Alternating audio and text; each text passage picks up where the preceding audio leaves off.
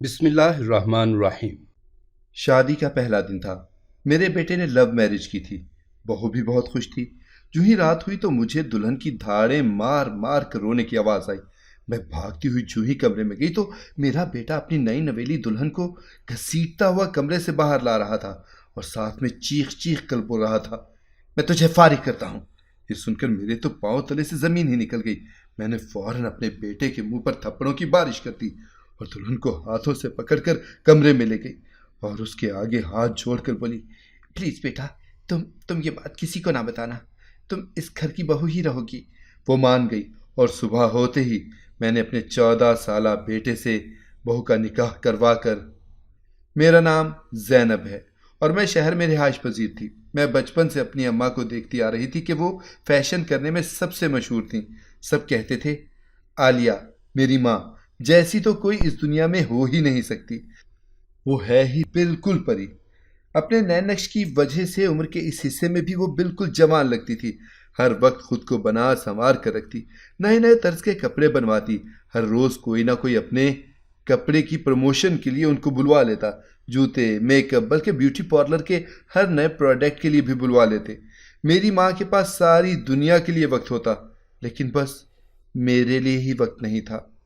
अब्बा अम्मा को अगर कुछ कह देता तो दोनों में तलख कलामी हो जाती।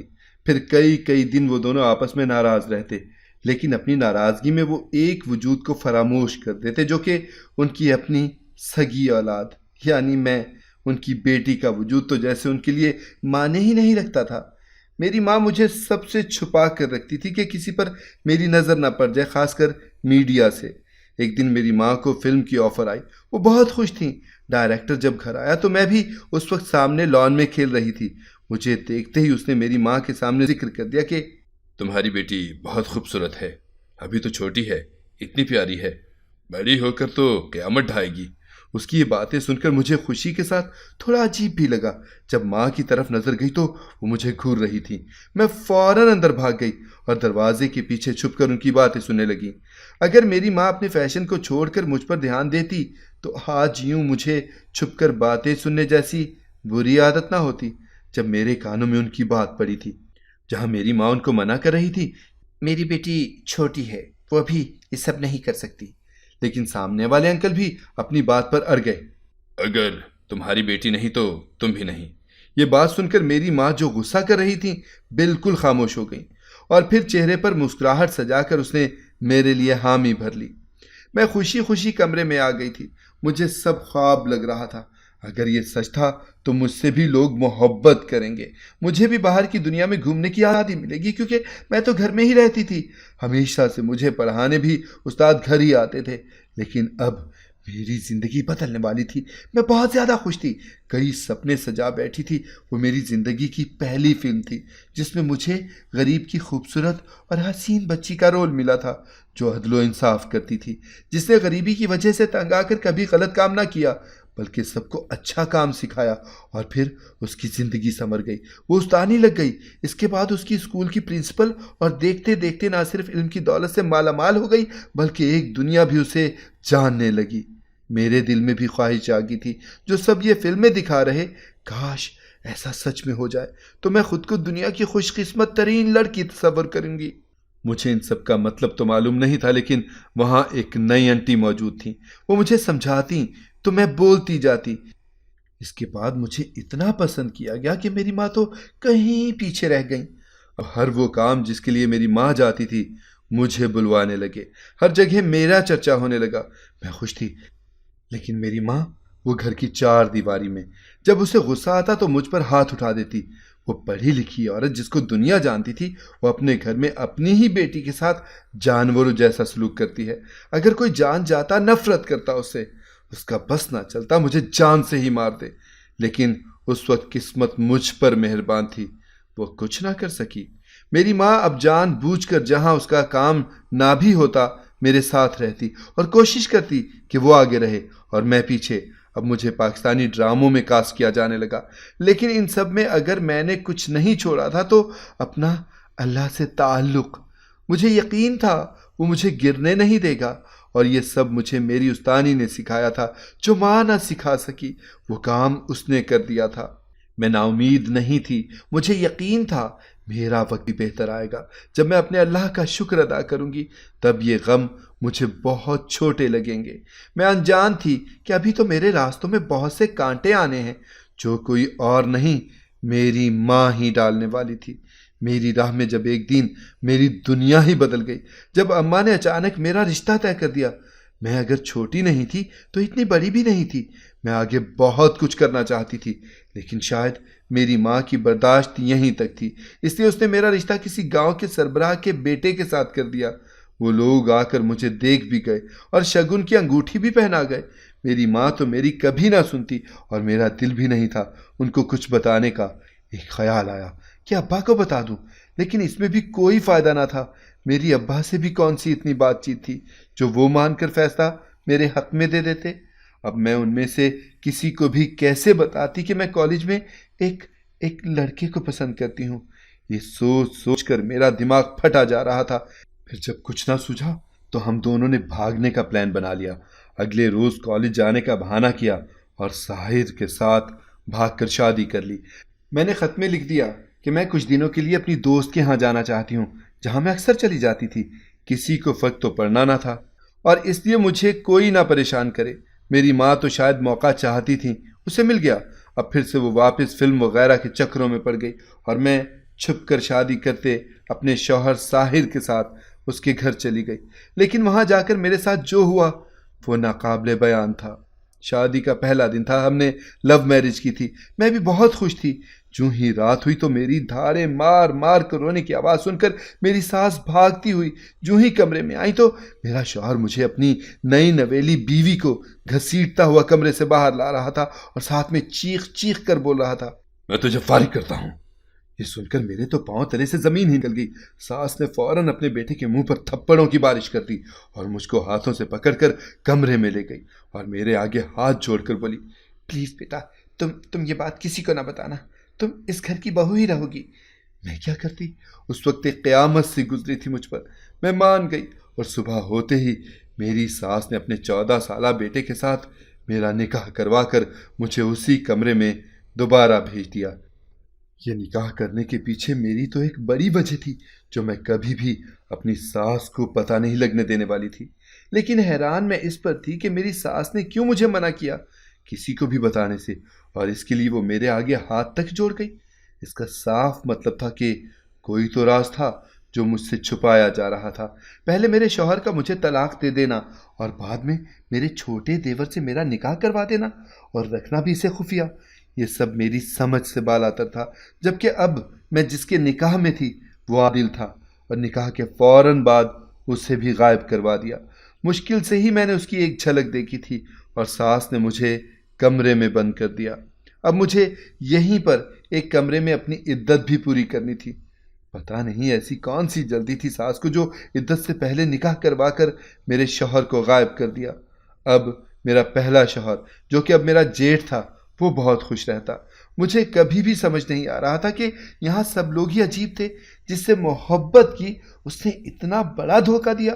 फिर सास ने मुझसे हमदर्दी जताई और अब मेरा शौहर ही गायब था और मैं एक कमरे में बैठी सास के हुक्म पर इद्दत पूरी कर रही थी।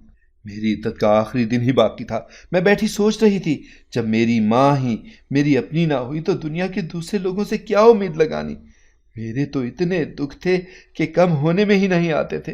मैं जानती थी कि तलाक के बाद इद्दत होती है, उसके बाद ही दोबारा निकाह किया जाता है। लेकिन सास ने देवर को भेजकर एक काम तो सही किया था। बेशक वो छोटा था, ये बात थोड़ी मेरे हक में थी। रात को पानी खत्म हो गया तो मैं प्यास बुझाने के लिए वहां से उठकर बाहर चली आई। आज से मैं आज़ाद थी। अभी मैं गुजर ही रही थी जब मुझे मेरे साबका शौहर के कमरे से किसी लड़की के खिलखिलाने की आवाज़ आई। मुझे अफसोस के साथ साथ दुख भी हुआ। मैंने उसके लिए अपना घर बार छोड़ा और यहाँ गांव में आ गई और उसने मेरे साथ क्या किया, यकीनन वो भी कभी खुश नहीं रहने वाला था। मैं दबे पांव आगे बढ़ी और दरवाजे के साथ लगकर खड़ी हो गई। वाह, क्या खेल खेला है तुमने ज़ैनब के साथ। सच में उस पागल को तो पता भी नहीं कि वो फिल्मों की मलिका आखिर कहाँ आकर फंस गई है। सोच रही होगी तुमने मोहब्बत के साथ धोखा दिया, जबकि तुम्हारी तो मोहब्बत ही एक सोचा समझा धोखा था। चलो अब सुबह होने वाली है, मैं तो चली। उसकी बातें सुनते ही मैंने दीवार का सहारा लिया था और इससे पहले कि वो बाहर आती मैं बगैर पानी पिए ही कमरे में आ गई और फूट फूट कर रोने लगी। इसका मतलब था कि ये सब मेरे पहले शौहर की साजिश थी। लेकिन ऐसा भी क्या हुआ जो उसने शादी की रात ही तलाक देकर मेरा निकाह अपने भाई से होने दिया?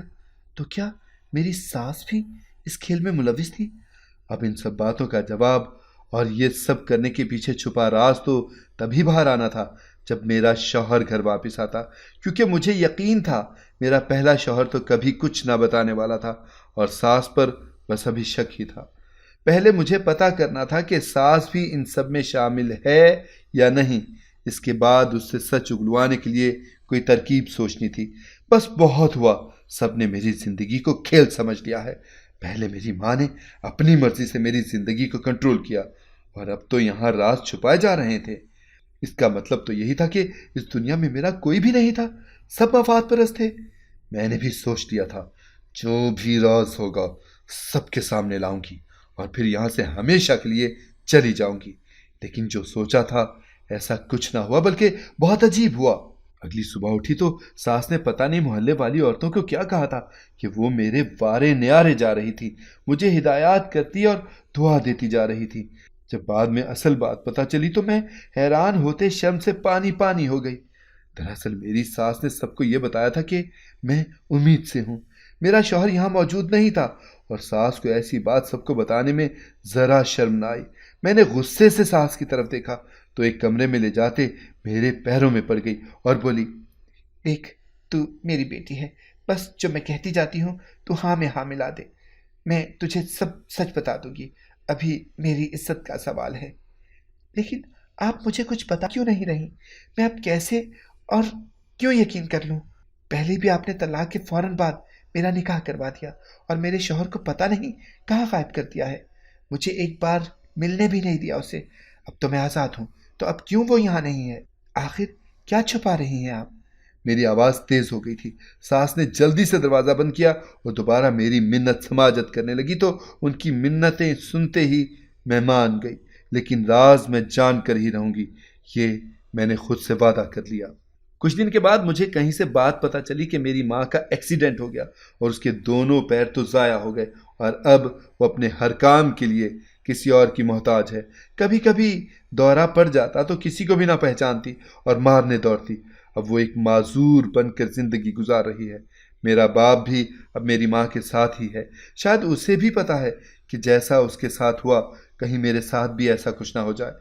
मेरा दिल तड़प गया, बस एक बार जाकर मैं अपनी माँ को देखाऊं, वो जैसी भी थी मेरी माँ तो थी ना। और एक दिन सास के साथ चली गई। वहां जाकर पता चला माँ ने जहां मेरा रिश्ता किया था वो असल में एक डील थी।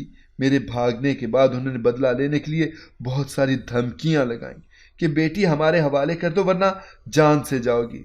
मेरा तो किसी को मालूम ही नहीं था, इसलिए उन्होंने इस तरह अपना बदला निकाला था। मैं माँ से मिलकर बहुत रोई थी। मेरी माँ ने भी मुझसे मुआफ़ी मांगी कि वो ख्याल न रख सकी, दौलत में इतनी अंधी हो गई कि ये काम तक करने वाली थी। और कहने लगी, अच्छा हुआ तो भाग गई थी बेटी, तेरी सास बाहर बैठी है, तू जैसे नकाब करके आई है वैसे ही चली जा, अब दोबारा यहाँ ना आना। मैं रोती रही और फिर सास के साथ वापस आ गई। उससे यही कहा कि माँ ने माफ़ नहीं किया और रिश्ता ख़त्म कर दिया है। सास ने कहा, मैं बात करूँगी, लेकिन मैं घबरा गई और उसे साथ लेकर वापस आ गई। पता नहीं कैसी आजमाइश मेरे ऊपर आ गई थी। कुछ दिनों के बाद मेरा साबका शौहर एक और लड़की को अपने साथ ब्याह लाया। मुझे दुख हुआ था, लेकिन अपने लिए नहीं, उस लड़की के लिए। अब मैं देखना चाहती थी कि इसके साथ ये लोग क्या करते हैं, लेकिन उसका चेहरा देखकर मैं चौंक गई। लेकिन बताया किसी को भी कुछ नहीं। जब उन्होंने मुझसे इतने राज छुपाए तो मैं क्यों बताती, इसलिए खामोश रही। लेकिन मेरी सास बहुत तेज नज़र की थी। फौरन मुझे देखकर अंदाज़ा लगा लिया कि मैं जानती हूँ उस लड़की को। मेरे शौहर ने इस बार भी शायद अपनी माँ को कुछ ना बताया था, इसलिए सास मेरे पास आई उस लड़की के बारे में जानने के लिए। लेकिन इस बार मैं बेवकूफ़ बनने वाली नहीं थी। मैं नहीं जानती उस लड़की को, भला मुझे कैसे पता होगा कि वो कौन है? क्या मुझे ये मालूम था कि मेरा शौहर यूँ शादी की पहली रात मुझे तलाक दे देगा। तो ये लड़की कौन है, ये मुझे कैसे पता होगा? मैं बिल्कुल ही अनजान बन गई थी। देखो बेटी, मुझे पता है, तुम्हें सब मालूम है कि तुम्हारे साथ धोखा हुआ है। मैं जानती हूँ तुम्हारे साथ गलत हुआ है, लेकिन इसकी एक वजह है जो बहुत जल्द मैं तुम्हें बता दूंगी। लेकिन तुम मुझे ये बता दो कि ये लड़की कौन है।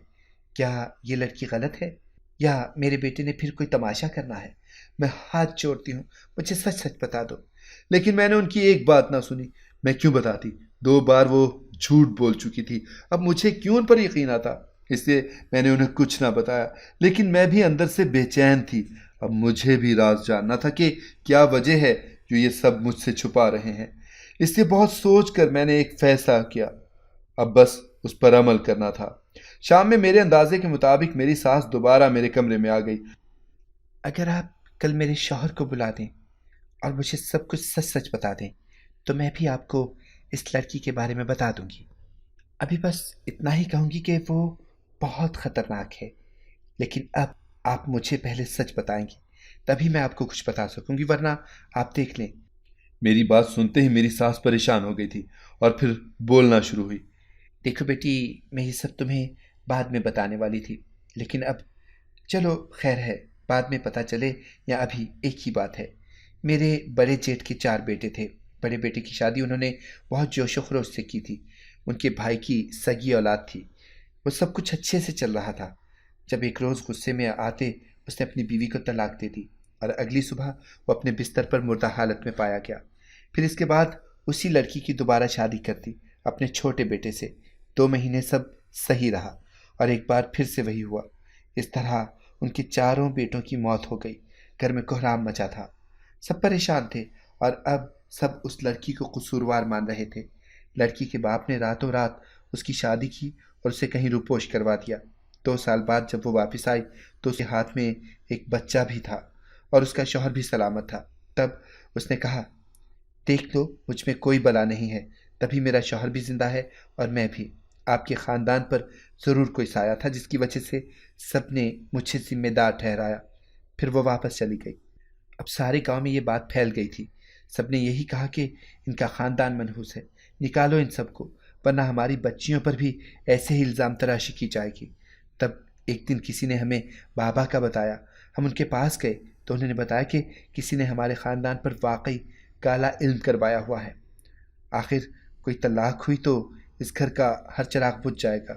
तब उन्होंने हमसे वक्त मांगा और हमें उसका एक हल बताया और एक धागा हम सबको पहनने के लिए दिया था।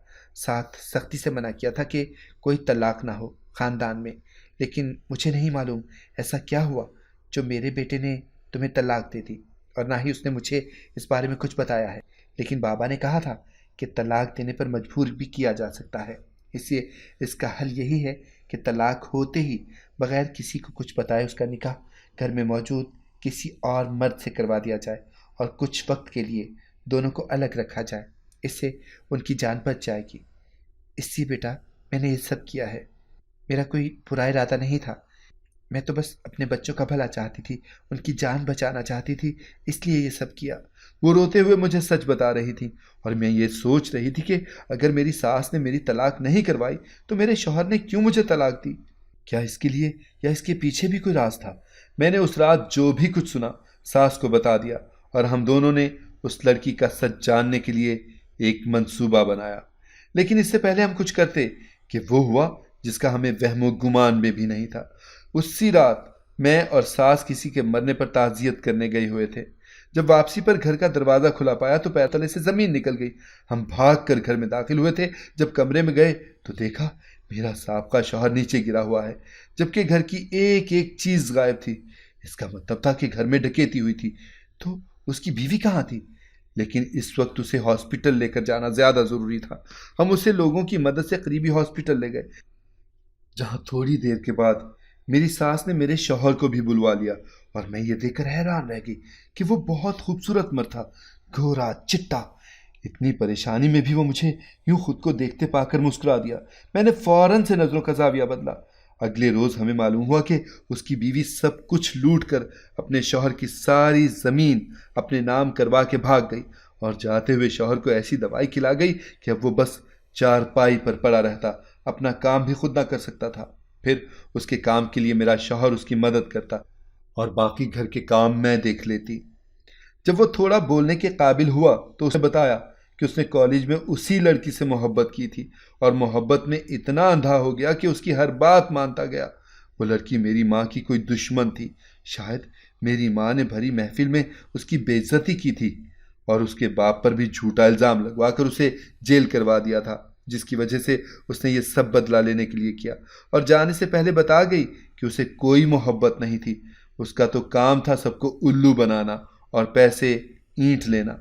अब भी वही किया था उसने। अब साहिर को एहसास हुआ कि उसने जो मेरे साथ किया उसकी सज़ा उसे इस सूरत में मिली कि उसका अपना धोखा ही वापस आकर उसके मुंह पर थप्पड़ की सूरत लगा था। अब पछतावा उसका मुकद्दर ठहरा, क्योंकि अब मैं अपने शौहर से खुश भी थी और मुत्तमिन भी। आपको क्या लगता है, मेरी सास ने सही किया अपनी फरसूदा रवायत पर अमल करते हुए? क्या आप साहिर के अंजाम से मुत्तमिन हैं? दौलत की चकाचौंध में गुम मेरी माँ, जिसने दौलत और शोहरत के आगे अपनी बेटी को ही कुर्बान करना चाहा, उनका अंजाम यही होना चाहिए था। अगर आपको हमारी कहानी पसंद आई है तो इसे लाइक करें, शेयर करें और हमारे चैनल को सब्सक्राइब करें। अगली कहानी तक के लिए इजाज़त दीजिए। अल्लाह हाफिज़।